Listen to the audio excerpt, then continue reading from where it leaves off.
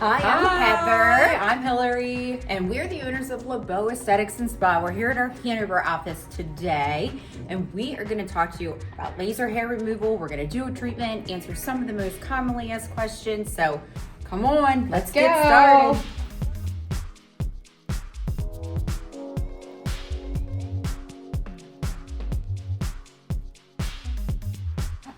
So we're going to go into our treatment room here that has the laser. Hillary's actually going to do laser on me today. We're going to do my upper lip and we're going to do my underarms.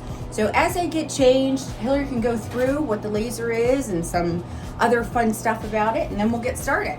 So this is our laser. It is an Alexandrite laser. What an Alexandrite laser does is the beam of light passes through an Alexandrite rod, and that beam of light then penetrates 755 nanometers. That's to the base of most hair follicles. Maybe not all, which is why it's FDA approved as permanent hair reduction. So we're either going to permanently remove or permanently reduce the amount of hair that you have. It's also attracted to black or brown. It does not see white, gray, or blonde. But I love this laser. I'm, I worked with a lot of different lasers, and the Alexandrite is by far my favorite. Okay, so we're gonna get ready to do it, and probably some of you are wondering, like, why now? It's cold outside, who cares about getting your hair removed? But actually, this is the best time to do it because you do have to go through a series of treatments. So starting now, we'll get you ready for summer, and so we're gonna get started. And I don't know if you heard it or not, but do you want to calibrate that again so that they can kind of hear? So the laser has to go through a calibration process, which you can kind of hear it, hopefully, in the background here. And that's just, we calibrate it to make sure that we're doing the right level. Energy setting for my skin type and all of that. And speaking of skin types, Hillary, is this safe for all skin types? It is safe for all skin types. We do have to be a little bit more cautious with the darker skin types. So we often pre-treat them, like if it's very dark, we pre-treat you with like hydroquinone or something that's going to help to suppress the melanocytes, but we can treat anybody. Okay, great. We're going to get started. We're going to do my upper lip and we're going to do my underarms today because two of the most common areas are face and body. Most women are underarms in bikini, legs, men, backs, necks, the back of their neck, Ears, ears, and inside the nose. Yeah, or tips of nose, because a lot of men get. Is that right? Mm-hmm. Okay.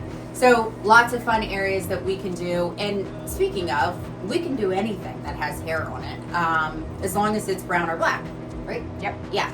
So no white, gray, blonde, or red, but brown or black. And also, before you have it done, you just want to shave. Do not tweeze or wax because you need that follicle to be in there, but you can shave or trim it. And then afterwards, what do you typically recommend afterwards for post-hair? So post-hair, you don't really have to worry about anything. If the hair does die in the follicle when we treat it, and it's sitting underneath the surface and it's getting pushed out over the next 2 weeks. So if the hair looks like it's growing, it's just getting pushed out of the follicle, you can trim it or shave it if you need to. Some people don't do anything to it. It's totally up to you. And then in 2 weeks, the hair will fully fall out, as long as it's black or brown.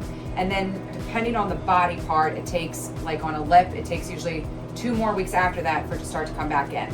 So you'd be coming in about every 4 weeks to treat like a lip or a chin or a face. Underarms, it's about every 6 weeks. So, the hair takes about 2 weeks to fall out, and then it takes another 4 weeks for it to come back in. And an underarm, and usually like a bikini is the same way. Legs actually take a little longer. They're more like 8 weeks in between treatments. So it kind of just depends on the body part. And we always go over this during a consultation as well. There's 3 different stages. We're trying to get each stage twice. So that's why you really want to go through 6 treatments. All right, let's get started. So we do wear glasses because this is a laser. Definitely need to protect your eyes. Fun. So, what else can you tell us, Hillary, about the hair removal? Well, I'll tell you here in a minute if it hurts, okay? That's one of the biggest questions we get. I'll let you know here in a minute. Well, and it is different for everybody, which I'll explain that then after Heather puts her feedback in. Yeah. I'm going to start with your underarm first. Okay. I'm just going to start right here. 1, 2, 3. Okay, well, it's like a cold, burning quick sensation. I mean, it goes away right away. It doesn't really hurt that bad. I do have to tell you though, this burnt hair smell, it's not the best. It smells a little bit, you know, It's burnt hair. burnt hair, smoky. Pretty much what it is. It's not burning your skin. No. It's only burning the hair. And there's also something that's called cryogen that's released at the same time. That is a cold spray. That's protecting her skin while the heat of the laser is coming out at the same time. So you do get that little hot rubber bandy kind of snap feel, but at the same time, it can feel a little cold. And in areas where there's no hair, you really don't feel anything besides cold. In areas where there's more hair, that little hot rubber band feel can feel a little bit more. That's why it's different for everybody, because some people, so that underarm is done. And you can see, like, A little bit red. Little red. She just really, her concentration of hair was like right in the center where you can kind of see the hair does look a little bit kind of burnt a little bit in. is there some dark hair there? Mhm, you did. All right. I know. So it's good that she had it done. Now that hair will get burned back into that follicle, and it'll take about 2 weeks for it to come out. And then she'll be nice and like hairless for the next 4 weeks. And then whatever needs to come through at that next point, which will be in 6 weeks, that's what I would be retreating that next time, or treating it, you know, it could be a total different hair that I'm working on. So we'll go to this side. 1, 2, 3. Okay. So, what age do you recommend starting hair removal? So I do get some young children that come in, you know, with their parents, because maybe it's more common that it would be like a young girl, maybe around 11 or 12, that just started to get hair across her upper lip.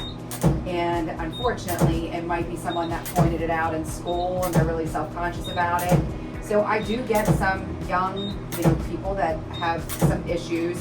If that is the case, I just really want to make sure that when they are younger, that they are the ones that are bothered by it, because they then are way more comfortable with sitting through with something. They're not as nervous. They also want to have this done. And again, the parent would obviously have to come in with them. But anything then, anybody older, it doesn't really matter. There is no age limit as long as the hair is black or brown. Obviously, the older we get, the higher chance of it being white or gray is, and then it won't work. And then we talked about having different sessions. How many sessions do you recommend, and then what happens after that? So it's always 6 sessions, which we talked about that because of the way the hair grows in the cycles. And This looks good. yeah, after they go through 6, or after you go through 6, it's a maintenance whenever you need it. And everybody's different. I've been doing this for, you know, almost 28 years. And, you know, patients that... Which is weird because you only look 30. Well, yeah. Good business to be in. So, you know, with laser, I've had patients that have had their 6 treatments and they come in like every 5 years for like 2 hairs. Then I have other ones, like let's say somebody has polycystic ovarian syndrome. They have a lot of hair growth on their face or on their lower arms or their abdomen.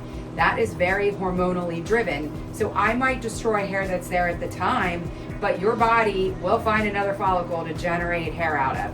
So your maintenances might be a lot closer together. Somebody that gets it done on their face with PCOS, I might see you every 8 to 12 weeks for a touch-up, just because your body wants to produce hair there. And again, that's something I go over during the consultation, kind of I'll help to assess to see what's going on, how your hair growth is, and it's things we'll talk about. Yeah, I think though, even though we have to go through some treatments, it's so worth it. The amount of hair that's reduced is amazing, and it's very budget friendly. I mean, the treatments are very inexpensive, and when you think about it, compared to having to wax, shave all the time, you don't get any ingrown hairs, you don't get the razor bump, you don't get the irritation. It's a lifesaver, I think. I mean, absolutely. I love it. And I will say, like, especially again, going back to the PCOS, because that is a big group of people that come into the office to have treatment, because it's something where, you know, some women that have it are going in the mirror and looking all day long. They have to shave like 2 or 3 times a day to keep their hair under control. When you go from that to only having to come in every 8 to 12 weeks for a touch-up and not having to look in the mirror all the time, it's life-changing. It's amazing. Yeah. Definitely is. Okay, we're gonna do my Renew lip. your upper lip. Yeah. I also usually give a cool compress after I do the underarm. It's just Heather. I'm a rock That's star. okay. I'm a rock star. Hillary's brutal, man. She does not care. I do to my patients. Yeah, Just not her. Just not me. All right, we'll do this lip. All right. 1, 2, 3.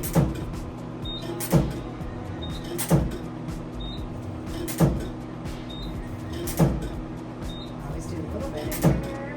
Ooh. Okay.